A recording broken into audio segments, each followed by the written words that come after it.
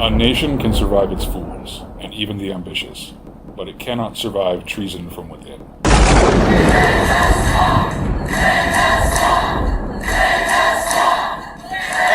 been wrong about the wars. They've been wrong about jobs. They've been wrong about everything. The question is, are they stupid or do they have a plan? I actually think for the most part, they have a plan, but some are not too smart. Welcome to the Horrible Deplorable Show, the anti-globalist America First program dedicated to dehoaxing the media and destroying the narrative. Here's your host, the founder and editor of the Daily Stir, Matt Wingard. Welcome to the Horrible Deplorable Show. My name is Matt Wingard, and with me, as always, is my good friend Doris. Hello, Doris. Hello, Matt. I want to welcome everyone from the Gab community who is listening, and remind you that you can hear this episode and past episodes on almost all of your favorite podcast apps, including iTunes, SoundCloud, Stitcher, Pocket Cast. We even put it up on YouTube. You can hear us weekdays on the405media.com at 11 a.m. and on the weekends at 5 p.m. The show is also on our website, thedailystir.com, and we want to welcome a new host, powellmediainc.com.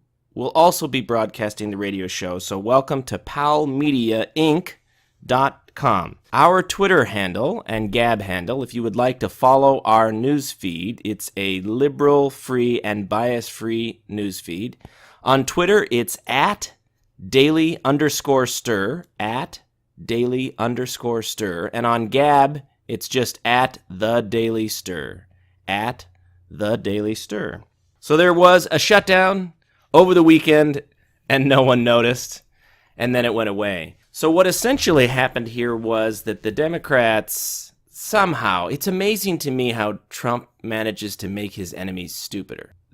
I've noticed a precipitous decline in the opposition, the intellectual heft, the strategic thinking. He just makes his opponents stupider. And I don't know if it's probably a combination of the fact that he's just a full onslaught, and so people never get a chance to get their footing. I'm sure that helps.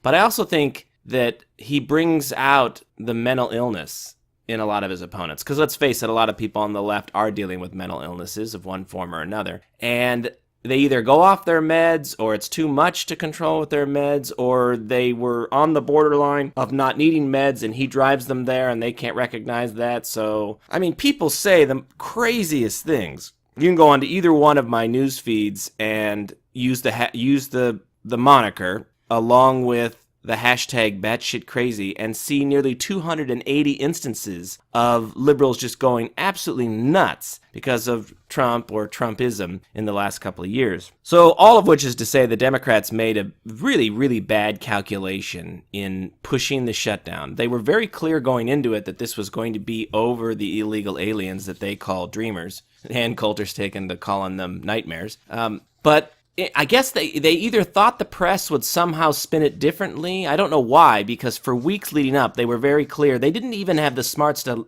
like combine it with something else, like S-chip or something that they know would have gotten large support from Americans. Instead, they allowed themselves to walk into a shutdown in which their sole and only ask was for amnesty for nearly 1 million of these illegal aliens. And what a perfect opportunity for Republicans. I mean, they very quickly figured out, the Democrats did after the shutdown started, that the messaging was all wrong and that they were getting creamed on social media. It got named the Schumer shutdown. People like me and thousands of others were pointing out that, look, folks, the Democrats are telling you their number one priority is illegal aliens, not Americans. And I'm sure they figured out within hours of the shutdown starting that was terrible messaging, and that the longer that went on, the more damaging it would be for them. So they were looking for a way out all weekend, and frankly, much to my dismay, the Republicans let them off the mat within 3 days. I would have liked to have seen them maintain the shutdown. Again, it's the Democrats who caused the shutdown. So at that point, if you're the Republican McConnell, you can just slow walk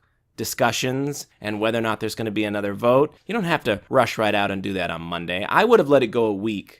Because when your opponents have given you such a beautiful opportunity to pound in, because again, folks, Let's remember the old adage, those of us who care about politics enough to listen to a podcast, for instance, we're not normal. The average American voter is not paying that much attention. So there's a difference between the other side, the leftists, and our side, the sort of maybe 15 to 20% who care enough to be really actively involved, and then that vast middle, which only pays attention when things get extreme or when there's just a tremendous amount of press attention on one thing. And the reason I wanted that shutdown to go on for a week is because I think a week would have been long enough for the press headlines and the op-eds and the news coverage to have really sunk in with most voters, to really have hammered home the point that the Democrats shut down the U.S. government to gain amnesty for non-citizens. So they denied services across the board to every single American because their number one priority was non-citizens. It's such an important moment. I mean, very seldom does your opponent give you such a golden opportunity to wreck them and their reputation. And in my mind, the 3 days was not quite enough. I think it did do damage to the Democrats, but like I said, it would have been nice to see the Republicans drag it out for at least a week so that everybody in the country understood that the government had shut down, who had shut it down, and why they shut it down. This puts the Dems in a much weaker position when this fight comes back in 3 weeks because they just essentially passed a 3-week extension, continuing resolution. But it looks like the Democrats are already signaling that they want to separate immigration out from the budget. So they're already raising the white flag. Obviously, they're immediately in a weaker position when they lose a shutdown fight like that because everything's already set against them. They're already pegged as losers. You basically just end up in a bigger hole when it's all done. Remember, the whole goal of this immigration fight with them is to try to get a wholesale revamping of the immigration system, to get funding, full funding for the wall, an end to chain migration, an end to the visa lottery, an installation of E-Verify mandatory across the country, and an end to birthright citizenship. Now, in my mind, as you've heard me say before, the best outcome is no deal. Absolutely, best outcome is no deal because the president can begin deporting, and he needs to increase deportation. I'm not even talking about the nightmares. I'm talking about the 30 million illegal aliens that are in this country. He needs to increase deportations to a much faster clip. But I have recognized that this amnesty for the nightmares is the one piece of leverage that Republicans have to get legislation that would dramatically change the immigration system in the country. And that's why, in my mind, it's at least worth negotiating for a deal because the Democrats have something that ostensibly they want to gain, and it takes legislation to get it. And that's the opportunity to make a deal that ends this crap forever. I understand Ann Coulter's arguments and others that there should be absolutely no deal. And as I said, the best outcome is no deal. But if a deal were to be made, and I've covered this before, I don't think you could get everything on the list that I just made. And that's why I think it's important that whatever the deal is, it have a fixed number to it. So you're basically going to end chain migration, you're going to end the visa lottery, and then say, pick a number like 500,000. You're going to take that visa lottery and essentially make it a dreamer or nightmare lottery. And you just create a maximum of 500,000 visas, period. And so you're exchanging this reform, which you probably, like I said, won't get absolutely everything on the list, for a specific number, 500,000. And the reason I like that is that it addresses what Ann Coulter was talking about and has been talking about how courts are going to try to expand it. If you give the State Department or whoever is in charge of the program a specific number of visas capped at 500,000, there's no going beyond that. Plus, if you've dramatically overhauled the immigration system so that there is no such thing as chain migration anymore, then this issue of family members coming in is all moot and it's over. The other reason why I like the fixed number is, and I like it at somewhere around 500,000, is because that way you don't quite give it to everyone. And it keeps the Democrats hungry for maybe trying to come back and get another 250 or 300,000. And whatever you didn't get in the deal, let's say you had to leave birthright citizenship off the table. You come back and you say, okay, well, we could give another 250,000 specific visas, limited visas, capped, in exchange for another immigration reform. And I advised this in a previous podcast. I would actually, in my mind, be ready to give, say, somewhere between maybe 1 million and 1.5 million visas, capped at that number, and spread it out over 5 or 10 years. So if you've dramatically reduced legal immigration, let's say you've gotten legal immigration down from 1 million to 500,000. Over 10 years, that's 5 million immigrants legally you didn't let into the country. If you give away 1 million or 1.5 million to the nightmares, who can qualify, no criminal record, all the rest, of visas, you've actually come out ahead. It's much less immigration over the ensuing 10 years. But if you've pieced it out in phases, giving, say, 500,000 the first time, and then maybe another 500,000, and then maybe a last 250,000 or something, each time demanding more immigration reforms, you could, over the course of 3 bites of the apple, get the list that I just outlined. Full funding for the wall, end of chain migration, end the visa lottery, require E-Verify, and end birthright citizenship. And in my mind, trading 1 million to 1.5 million visas while you've reduced legal immigration over the course of, say, 5 or 10 years, in exchange for that kind of a massive overhaul of our immigration system, that's a net win. As I said, in the end, you will have given fewer visas out over the ensuing decade. Immigration will be reduced. But again, my argument about the whole thing is that the nightmares are the only leverage that Republicans have, or I should say, those of us who are against open borders, because that's not every Republican. This is the only leverage we have to get a negotiated deal legislatively. And I'm of the mind that if you cannot get a great deal, a really great deal, that it's better to walk away, because the president has the power to deport. And the Dreamer Nightmare program is going to end in the next few weeks, and you can just begin deporting them. All of which just continues to create a sense of panic on the other side, and force them to the table to make an even better deal. So I say our side has all the leverage. Best outcome is no deal, unless you can get a really fantastic deal in trade, and then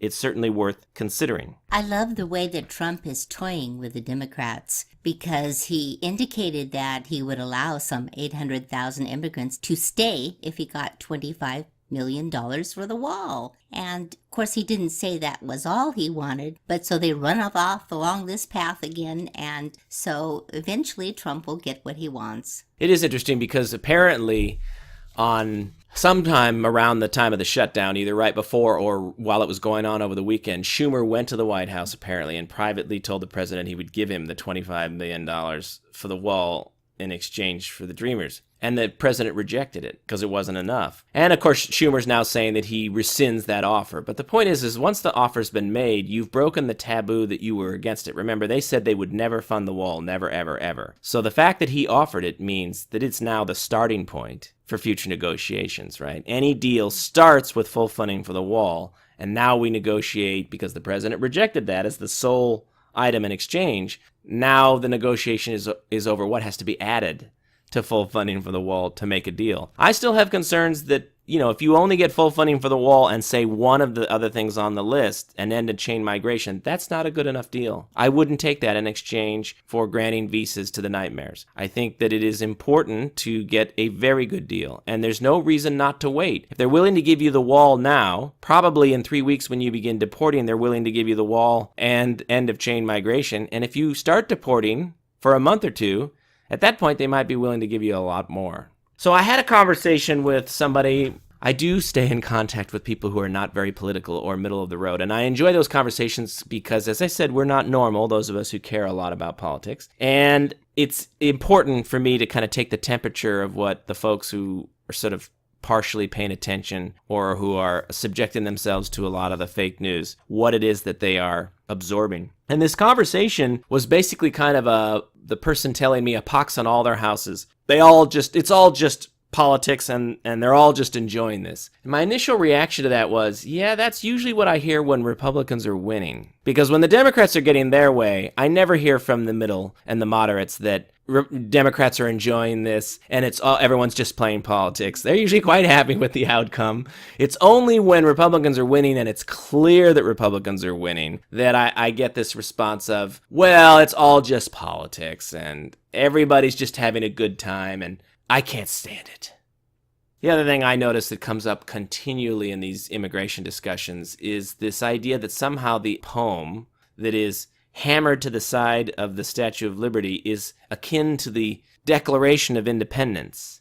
Now, the Declaration of Independence was a revolutionary document that a bunch of men signed, staking their lives, their fortunes, and their sacred honor on it. They literally put themselves in jeopardy. The fact that they could be bankrupted and probably hung, and their families left destitute. And then blood was spilled over the course of like 8 years to achieve that goal. When the French decided to give us a 100-year anniversary present and they built the Statue of Liberty, there was a contest held, and with the poem that they liked, they then stapled that to the side of the Statue of Liberty. That's not a foundational document. That is not the start of a country. But so of course it has absolutely no legal hold, and it's not even a moral principle. It's just a poem. What's interesting to me, though, is, and I've talked about this before in the podcast, that, for a lot of people, their Americanism is defined by how far they can trace back their ancestry to America. So people who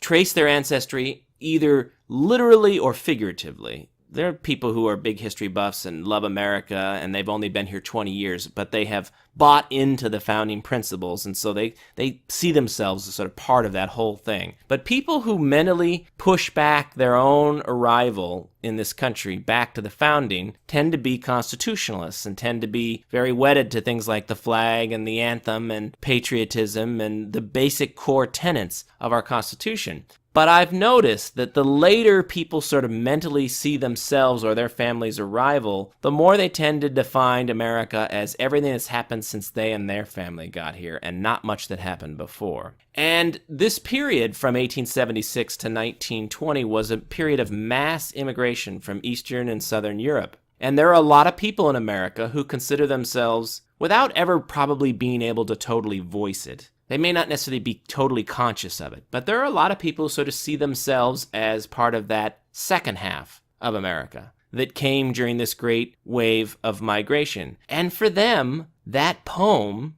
is sort of like their Declaration of Independence. They and their family didn't come, before the Declaration of Independence. They didn't come right after the Declaration of Independence when we'd won our sovereignty from England. Instead, their family came after this poem had been stapled to the Statue of Liberty, basically saying, give me your poor, you're tired, you're hungry, you're wretched refuse, yearning to be free. I lift my light for them. That, for a lot of those folks, is sort of seen as their Declaration of Independence. But remember, folks, it was a help wanted sign. At the time, America was industrializing very fast. We needed a tremendous number of low-wage workers, low-skilled workers, people who could just fill the factories. And that's why that help wanted ad, in a very clever poem, was stapled to the front of the Statue of Liberty, and why a whole bunch of very poor people from Eastern and Southern Europe were allowed in. They were needed as workers, and they weren't necessarily treated very well, and they were looked down upon, but there was this tremendous need for labor, and that's why they were invited in. But the Democrats are saying that's why we're importing so many people from Mexico, because of the tremendous need for labor. Which brings me to my next point. Times have changed. Everybody is reading about the automation that's going on. We're having a fight over NAFTA and the idea that jobs were shipped overseas. This country does not produce low-skill jobs the way that it once did 100 years ago. We are not building factories all over the country, tens at a time, the way we were in 1870 and 1890. We do not need hordes of low-skilled people flooding into the country. At one time, we absolutely did. And that's why the Help Wanted ad was put out, cleverly disguised as a poem, and people flooded in, and they were welcomed in, to a point. All of which is to say that this country had slavery in the beginning. And nobody thinks that because this country had slavery when it's founded, that it should have slavery today. And 100 years ago, we put up a Help Wanted ad because we needed millions and millions of low-skilled workers. Well, we don't need millions and millions of low-skilled workers today. So just like we don't need slavery, we also don't need to have open borders allowing 8 billion people to flood into the country.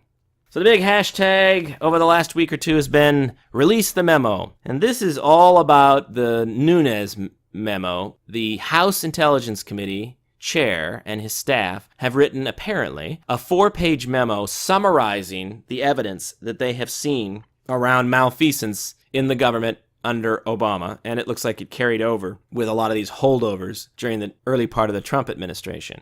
And everybody wants to see this. Originally, only the Intelligence Committee members could see it, but then the committee voted on a partisan level, with all of the Democrats opposing it, for the memo to be available to all House members. So it's in a secret room in which they can go in and read it, but they can't take it out. And apparently almost all the Republican members have gone in and read it. And the things they're saying about this memo, my Lord, I mean, they're claiming that it is 3 days of the Condor kind of stuff, that they've never seen anything like it. It's worse than Watergate. And that's prompted a lot of calls for the memo to get released. It looks like that probably is going to happen in the next couple of weeks. Now, you know the Democrats are panicked about this because in the last 24 hours, Adam Schiff, who is the ranking member on that committee and a total stooge for the deep state, he said he's going to be writing his own memo, that there's going to be a counter memo. So apparently he'll be coming out with his alternative facts. But this is going to be very interesting to read. We know basically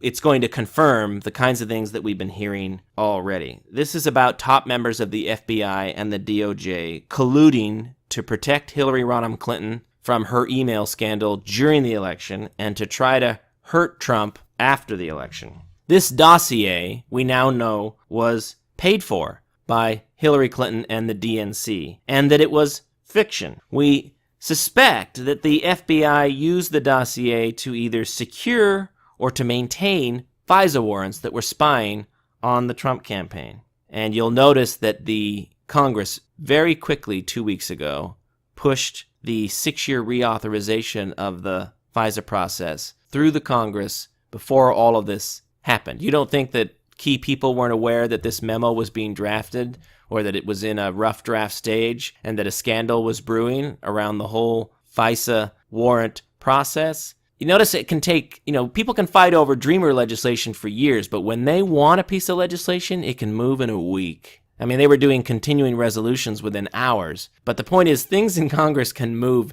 lightning fast when they want them to. And suddenly that 6-year reauthorization bill for the FISA warrants passed through the House, it passed through the Senate, and the president signed it right as Nunes was announcing that he had this memo, this explosive memo, under wraps. So what we're going to learn is that these two FBI agents, lawyers, Stroke and Page, high level folks, we're talking about having an insurance policy in case Trump got elected, and even mentioning a secret society that would oppose Trump. I saw on Fox News the other day, Senator Johnson was telling Bret Baier that they have an informant who says that there was an off-site meeting of a group of top folks. This guy Stroke is the guy who, when they drafted a memo for Comey that was going to exonerate Clinton, it was the big announcement he made that she hadn't done anything that they were going to prosecute. It originally said gross negligence, and it's Stroke who made the change to carelessness. That meant that she was no longer going to be prosecuted, because gross negligence is a legal term, and that ultimately will get you prosecuted. So he downgraded that memo to protect her. We also suspect that what's going to come out here is that the Obama folks were motivated to protect her because the president himself had a secret email account that he used, and it looks like a number of officials had secret email accounts that they could use to have back-channel discussions with other folks and then avoid a FOIA request. There would be no freedom of information request for their emails because no one would know that email account existed. We know for certain that he had one and that he communicated with Clinton. Apparently it's been admitted that at least 19 times they might have exchanged emails with each other. All of which is to say, if he was receiving emails from her, he knew she wasn't using a government email. And he went on TV in an interview and was asked when he found out about her homebrew server, and he said, in the news like everyone else. So he'd lied in public about the fact that he knew she had a private email system. And more importantly, ask yourself what kinds of emails would be exchanged between the two of them. What would they be talking about? Chances are nearly 100% that whatever the two of them were discussing was classified, because this is the President of the United States and the Secretary of State talking to each other. What could they possibly talk to each other about that wouldn't be a classified item? So the fact that the president would be discussing classified issues or material over an unsecured server puts him in jeopardy as well. So we also know that we know from these emails that have come out between the FBI agents, that Loretta Lynch knew that there were going to be no charges against Hillary Clinton because the two of them, and this Page and Strzok, in their emails, she comments on Loretta Lynch's announcement saying, "Oh, very brave of her, since she already knew that that Hillary wasn't going to be prosecuted." So they admit that that was all a dance, a kabuki dance, in which Loretta Lynch pretended to recuse herself when she already knew what the outcome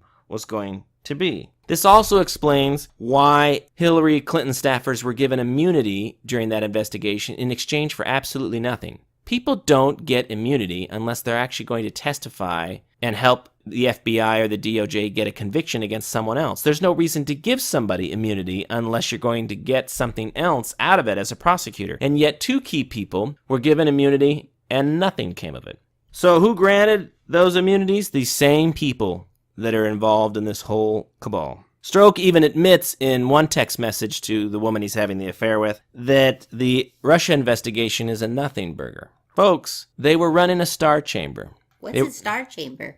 Well, this is, if you remember that movie with Michael Douglas and Hal Holbrook from the early 80s. The star chamber was essentially a bunch of judges getting together and acting as judge and jury and executioner on criminals. But this is an example of key top people at the FBI and the DOJ, all involved in an act of collusion, working diligently and with intent to make sure that the email investigation of Hillary Clinton came to nothing.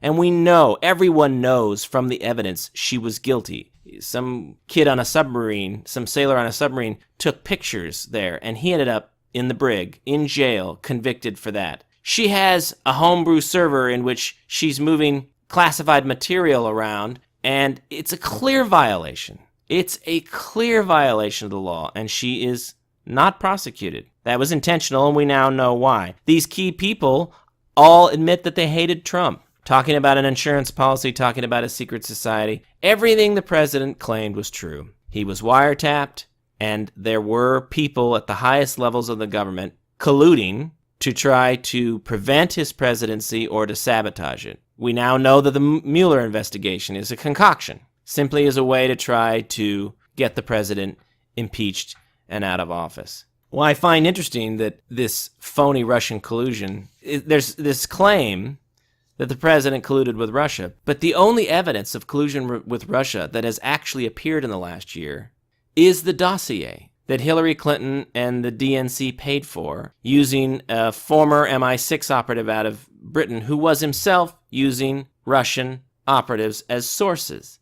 So we have ironclad evidence of collusion that went on with Russia in the 2016 campaign, but it was between the Democrats and Russia.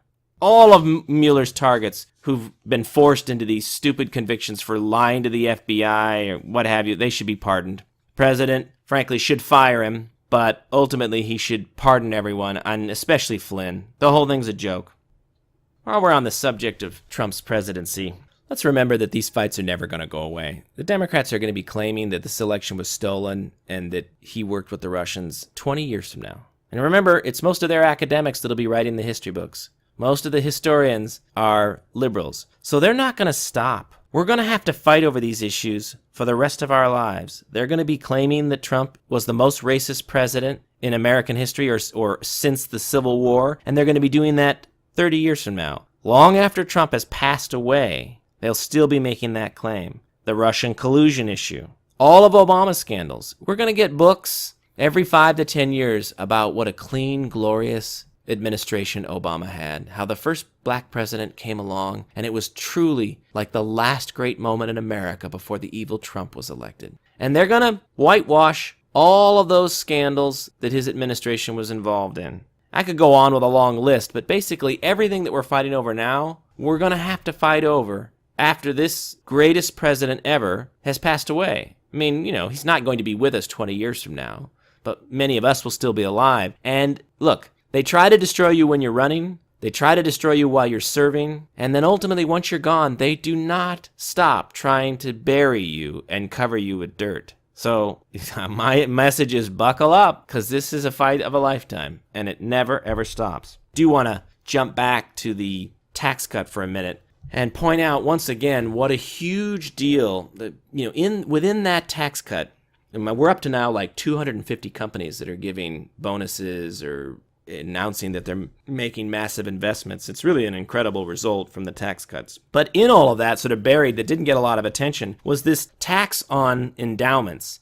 Originally, it was going to be a little bit broader. It got narrowed based on a formula of how big your endowment, school endowment is versus your student body enrollment, so that it essentially targets the Ivy Leagues. Now, there's two really interesting things about this tax on endowments. One is who it targeted. The fact that the Ivy Leagues got a tax put on their endowments. These folks are the most powerful elites in our country. When you think about who advocates for the Ivy Leagues, the alumni that have come through there, the fact that the Congress was able to put a tax on their endowments is astounding to me. It shows that just about any interest group can be defeated. But the other great thing about that tax is the fact that I think it's just the beginning. Once you've created a tax like this on endowments, that's a breakthrough moment. It can be expanded over time to cover other endowments. And all of the giant endowments in this country are liberal. When you think about the Ford Foundation and the Gates, and we could list like 30 of them. There might be one or two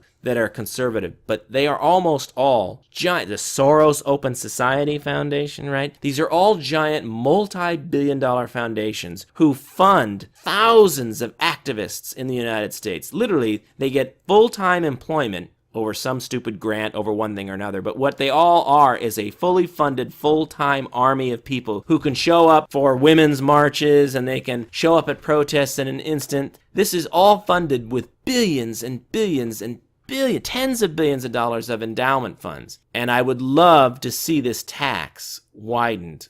Ultimately, I think it will be. All endowments over a certain amount, say $1 billion or more, will probably ultimately face this tax. Not only does that generate some revenue to help pay off the debt, but more importantly is the fact that it begins to actually damage and limit some of these large endowments. I mean, if you tax a $10 billion endowment, every dollar you take away from them is a dollar they don't put into environmental extremism and all this social justice warrioring and everything else that they're trying to do to constantly, fundamentally transform America. So how did the Democrats let that one slip through? Well, this is the point, is that this was an entirely Republican bill. The Democrats refused to participate, and that's how they were able to get all of these. The whole tax cut was designed to hurt blue states and help red states. And that's what happens when you don't sit down and negotiate and supply some votes. You make it an entirely partisan vote where it's just Republicans. Well, that's an opportunity. And like I said, I praise the Republicans for taking that opportunity to actually do something political in the tax cut. And the endowment tax is another great start.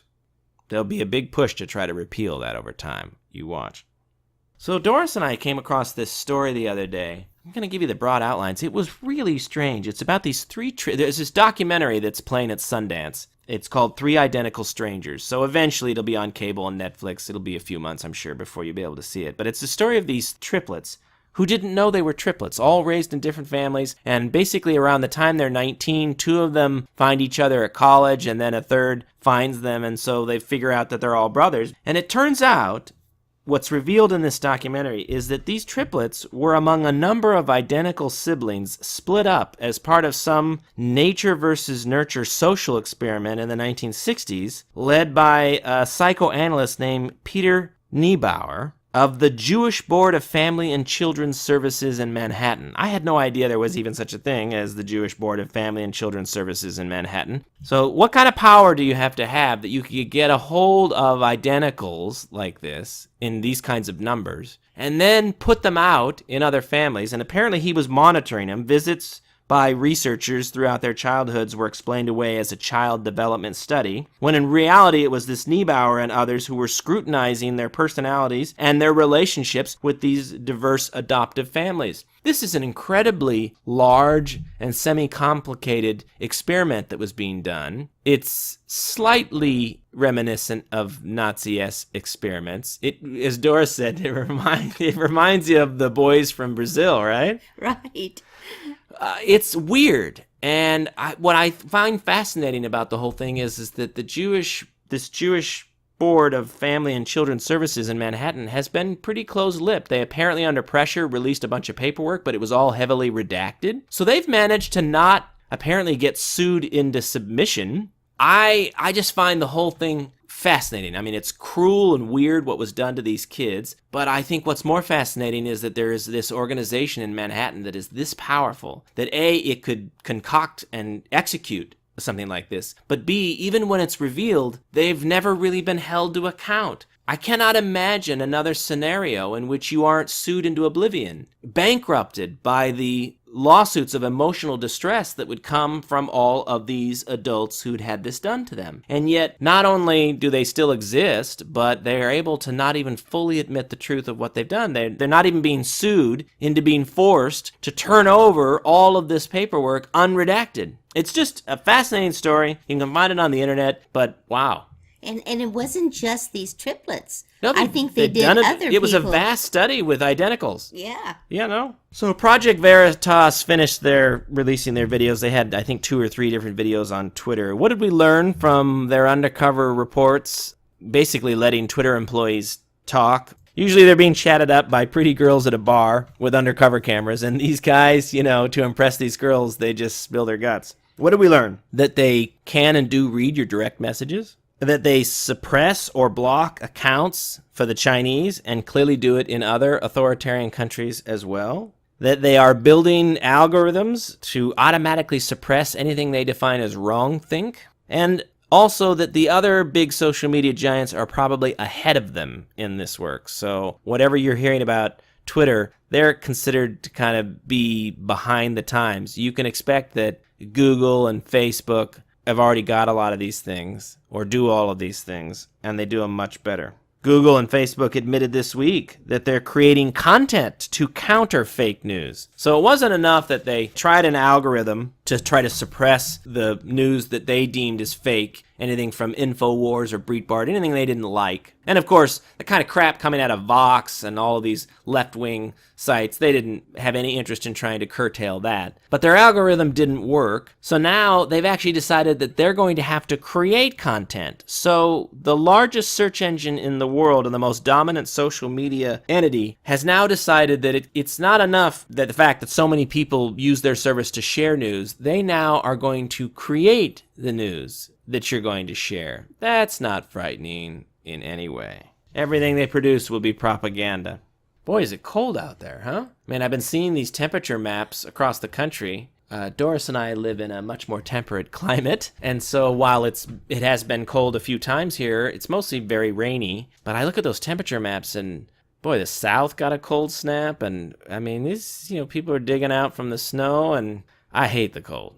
I hate it. And every time I see people dealing with frigid weather, I remember my first television job was in Yakima, Washington, which, other than the first time I even knew Yakima existed was when I got a call to go up there for a job interview. And it went well, and I got hired, and I was all excited, and I moved there in October of that year, and that was the coldest winter in 100 years.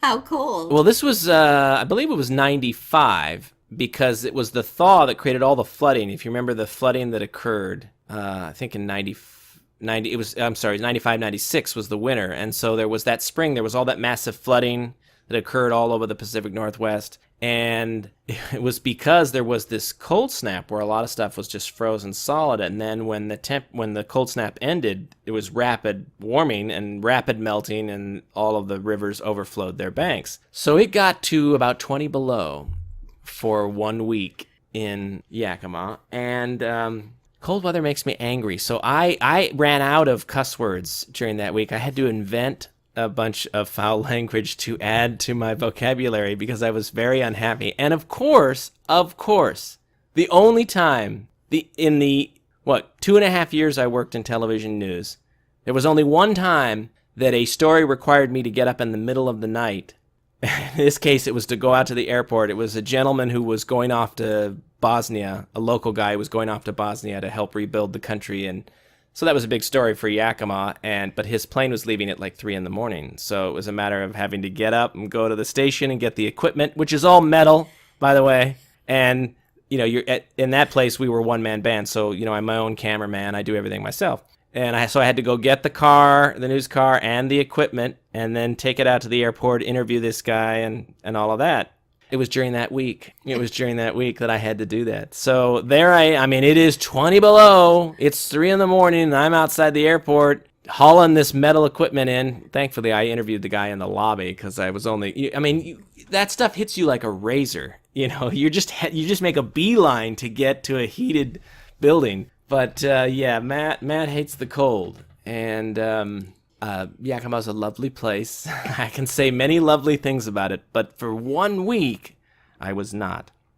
So we got some huge news this week when I saw an article that said the U.S. will surpass Saudi Arabia and Russia in oil production in 2018, something that we talked about was coming. And this is an enormously big deal. It changes a lot of the foreign policy decisions that we make. It's a chance, not only is it great for our economy, and I could explain that in detail, but I won't bore you, but let's just say that that's a lot of inflow of money, because it's like manufacturing here. When you're actually pulling something out of the ground in your own country and selling it overseas, that's as good as making a chair or a washing machine and selling it overseas. Tremendously good for the economy, and then at the same time, it allows us to leave the Middle East to the Russians and the Chinese if they want it and get the heck out.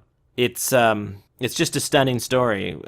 Apparently, some of the details, the U.S. is anticipated to experience explosive growth in oil production in 2018. Will surpass Saudi Arabia's output for the first time. This is all according to the International Energy Agency's monthly oil bulletin. They expect gains in Canada and Brazil as well that will offset declines in Venezuela and Mexico. All of which reminded me of my 5th grade teacher. I remember the day she brought in this machine. I realize now it was a fairly primitive electronic box, but it had all these dials on it. One said oil, coal. It had all the different fossil fuels on it. And the exercise for the kids was to set the dials, like how much are you going to use? And then there was a clock that told you when it would run out. No matter how you set the dials on this box, all the fossil fuels ran out in like 2020, 2030. I'm old, so this was a long time ago. The point of which was to reinforce for the children that we're running out of fossil fuels, peak oil, and all of the rest. I think back on that now, and it just was propaganda, just straight propaganda. There isn't going to be peak oil, and we've now hit the dates that were on that little stupid electronic box, and we're not running out of it anytime soon. Finished a podcast the other day, 170 some odd episodes of this History of Rome podcast. It's pretty good.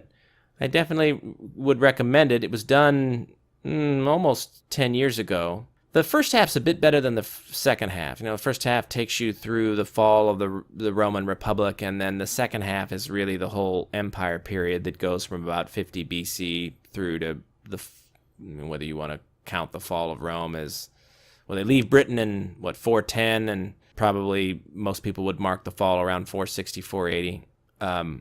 I didn't find the second half as interesting because the moderator is very focused on who had the power, and because most of the stories, most of what we have a record of is the most powerful people and their machinations and plays. The problem is that in the Republic period, that all really matters because you have consuls changing every year, and a lot of the people served in the army, a lot of the wealthier people, their sons served in the army, and so there was a very close connection to what was going on in politics as far as how that was affecting daily life in Rome and in this sort of burgeoning empire. But when you get into the empire period, once the Caesars start, there's this real, you can just see a separation between people fighting for who gets to be the emperor and how that's affecting everyone from Constantinople to Britain to North Africa. I would imagine most people just never cared. Somebody so-and-so got stabbed to death and replaced by his sister's son as the emperor up in Ravenna or what is now Yugoslavia, and it wouldn't matter to most people. So sort of listening, one podcast after the other in these details of who was the current emperor and how they became it and then who overthrew them to become the emperor, this sort of drones on after a while, and it started to dawn on me that this really isn't telling me a lot about the Roman Empire because it wouldn't have affected 99% of the people in the empire. What would have been more interesting is what life was like. And he did occasionally stop and do podcasts that described what the economies were like and dealt with issues like inflation, just other interesting things that were going on, the plagues that came through.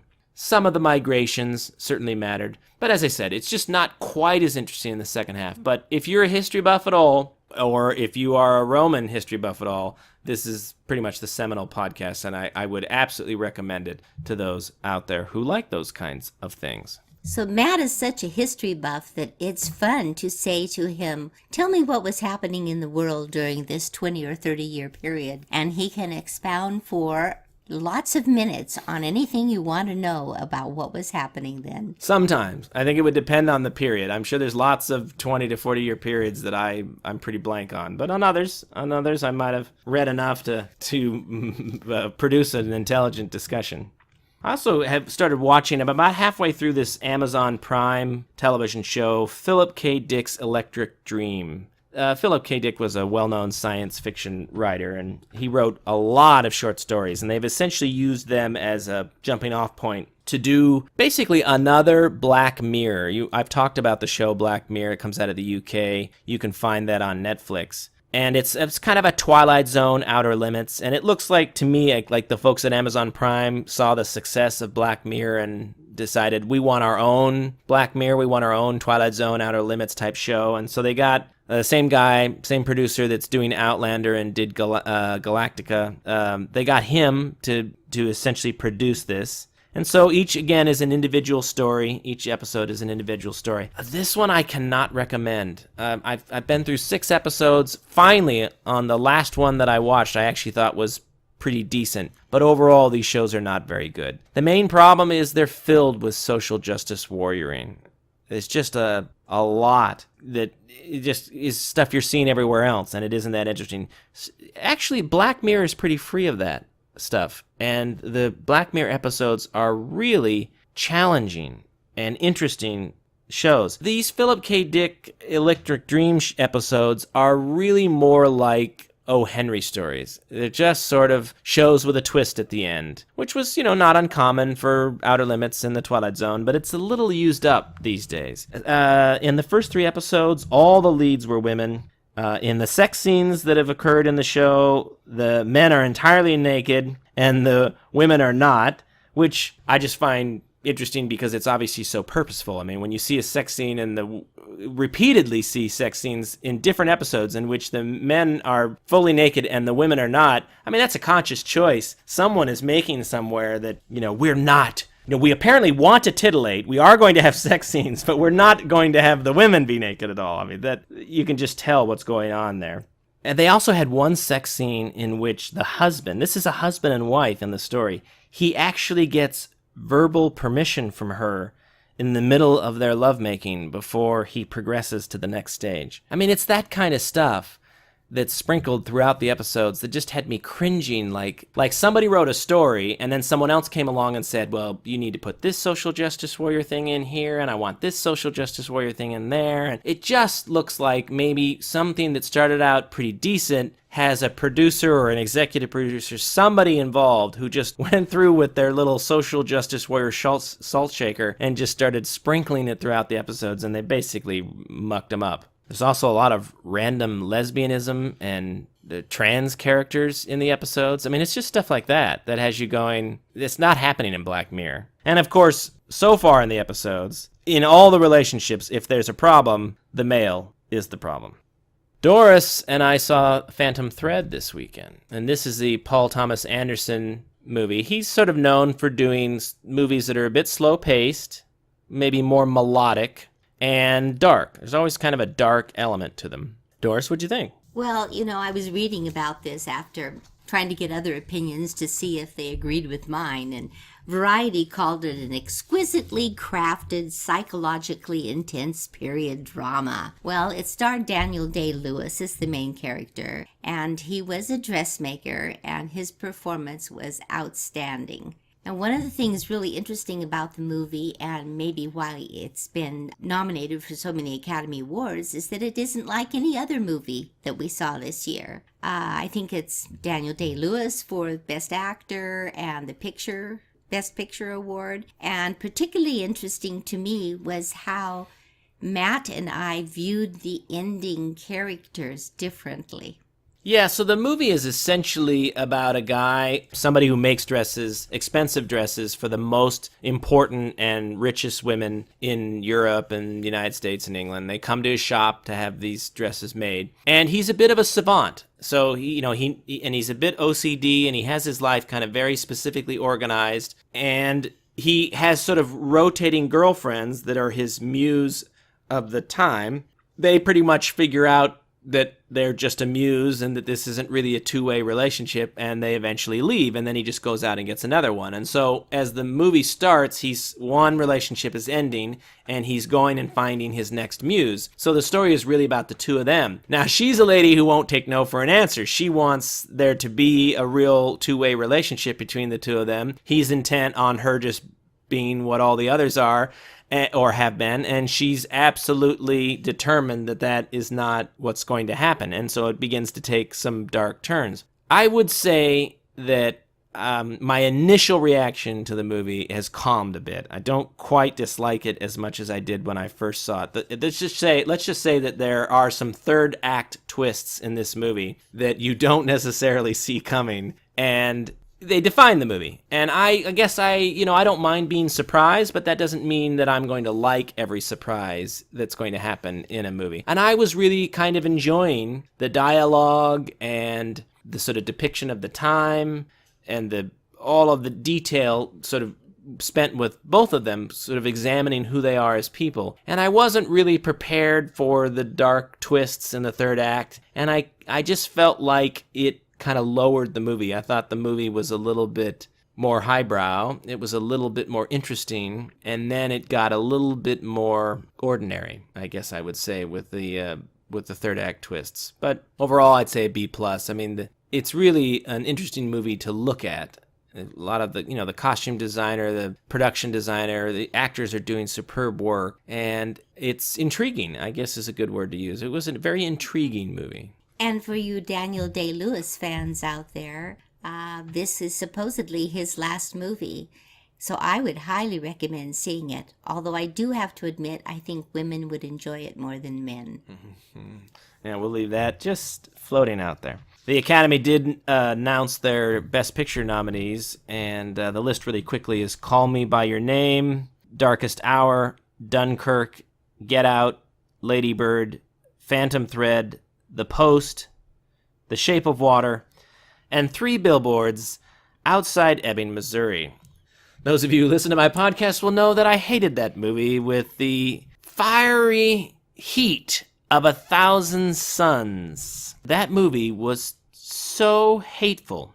It hated on the South. It hated on men. He's talking about 3 Billboards. Yeah, I did not like that movie. And I said at the time, the Academy will love this movie, and it's been given a bunch of nominations, and I would not be shocked at all if it ends up being the Oscar winner. I actually think of the list that I just gave you, the only 3 movies that have any chance of winning the Oscar are Call Me By Your Name, The Shape of Water, and 3 Billboards Outside Ebbing, Missouri. And I say that because those are the 3 that are the biggest social justice warrior movies on the list. They are the ones that are clearly getting the most buzz among the far leftists in Hollywood, and I don't think any of the others are under consideration. But I actually think that Darkest Hour and Dunkirk are the 2 best movies on the list. I agree. We'll see what happens. Maybe we'll be surprised. Doubtful. Take it to the bank. It won't be any of the others. So we're just about out of time, but remember you can listen to past episodes of this podcast on iTunes, SoundCloud, Stitcher, Pocket Cast, and we even upload it to YouTube. All you have to do is to search for The Horrible, Deplorable Show. This is a labor of love, but we need to grow.